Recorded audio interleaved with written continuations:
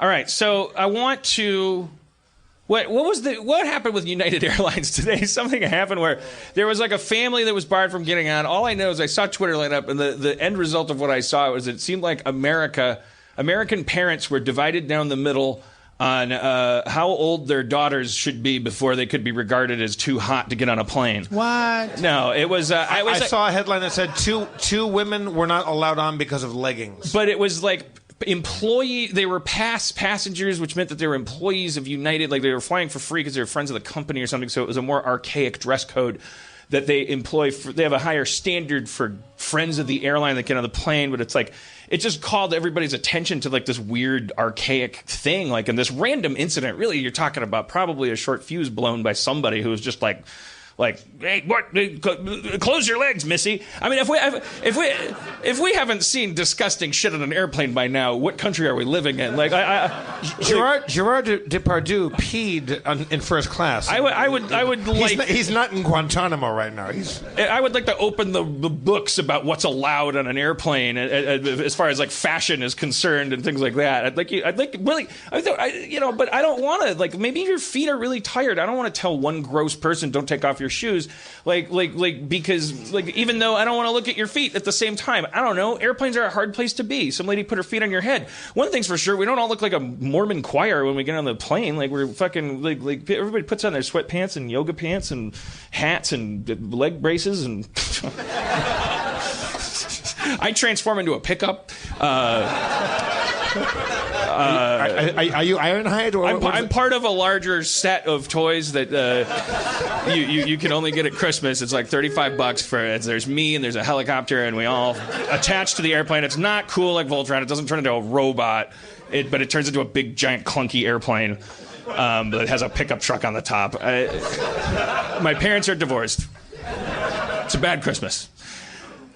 It's just 80s humor. Just all right, let's bring out Brandon Johnson. Yay!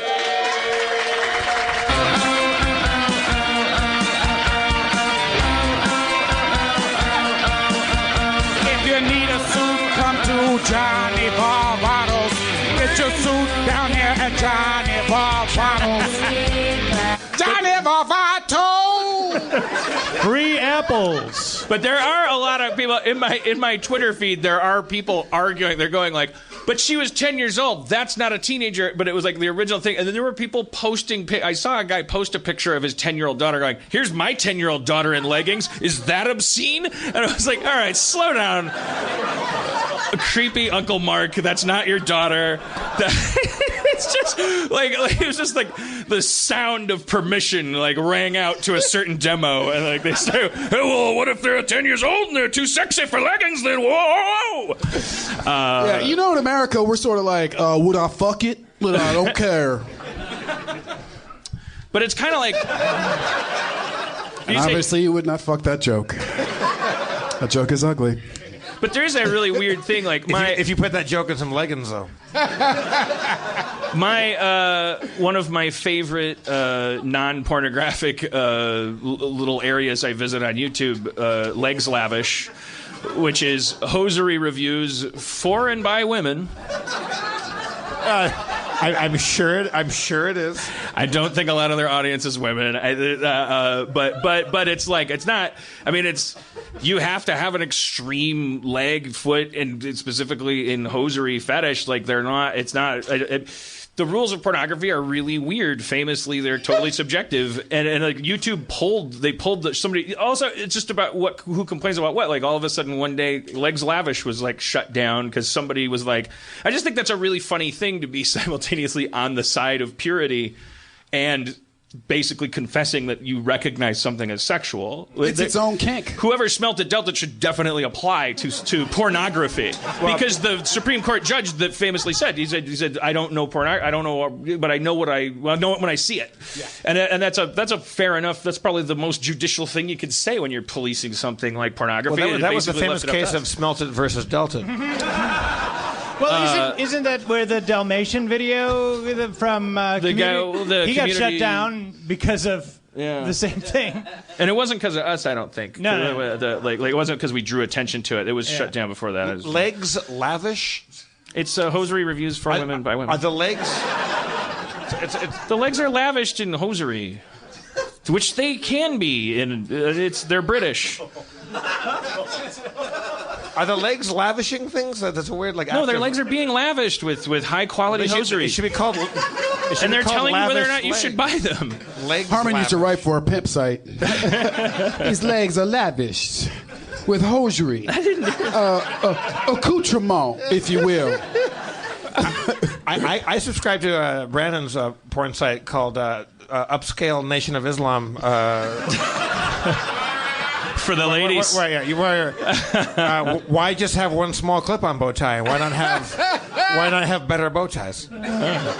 We call it bean pies made by these thighs.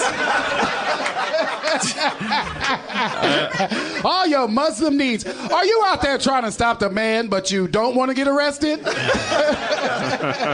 This tasteful librarian from the 30s will teach you how. Yes, I ain't down for this shit, but I also might work at Brooks Brothers. That's right. We can't always be like, British rock cool. Some of us. That's a compliment, goddammit. Man, y'all look tricky tonight. I knew this bow tie was a failure. But it's one of those rare nights where you and I are both dressed up. Sometimes it's usually one or the other. Yeah, I usually wear an orange suit, jumpsuit, big footies. Yeah, I see you picking up trash on that 101. But you are always stellarly dressed. Round of applause for Jeff Davis. That's what you do right before you put somebody down. Yeah, that's right. Because queers need love. That was like a classic roast setup. Back when it was funny to be queer, and you can order the roast videos on. Another thing that's been phased out that you kids should be grateful for. But sometimes at the drawing room you take a little trip back in time socially. I was told I was a lucky guy today because I was with my girlfriend, which, and that you millennials may not hear you're a lucky guy as much because it seems, cause it means I want to fuck your girlfriend in front of you. And you're too ugly to fuck her. Congratulations on the acquisition of something out of your league. It kind of just offends everybody except possibly, hypothetically, a woman with incredibly low self-esteem who might be standing there being told that the man she's currently fucking is luckier than the man who's saying to the other man in front of her, I'd like to fuck her. What was your response? Thank you. She has her moments.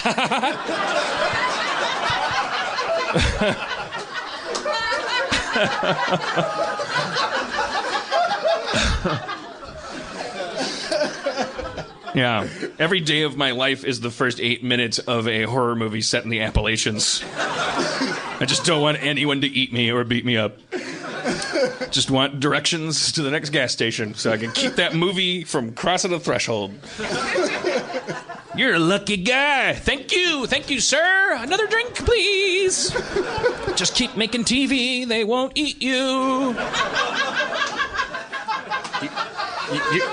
I am a lucky guy. I am a fucking lucky guy. Like, you'd have to be less lucky than me to be offended quickly enough to be a gentleman and go, excuse me, sir. I mean, who's going to take somebody to school? I mean, he was 70. You're doing the cold open to Get Out right now, by the way.